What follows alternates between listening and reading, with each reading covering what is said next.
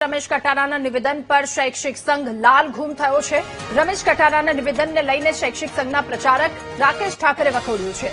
મંત્રી કહે છે કે 8મું પગાર પંચ લાગુ કરી દીધું તો આવતીકાલથી લાભ મળી જશે। 7મા પગાર પંચના લાભો પણ હજુ પૂરતા નથી મળી રહ્યા, રાકેશ ઠાકરે કહ્યું। એક શિક્ષકની ગરિમાને આજે કૃષિ મંત્રીએ ખંડિત કરી છે।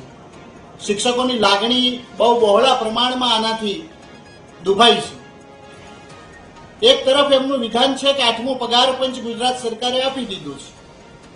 મારી બે હાથ જોડીને વિનંતી છે કે આવતીકાલે જ તમામને 8મો પગાર પંચ મળી જાય એના આદેશ કરી આપે। હજુ 7મા પગાર પંચના પૂરા લાભો પણ પહોંચાડ્યા નથી, કેટલાક ભથ્થાઓ પણ નથી આપ્યા, ઘર ભાડું પણ હજુ એટલું ઉચિત વધાર્યું નથી।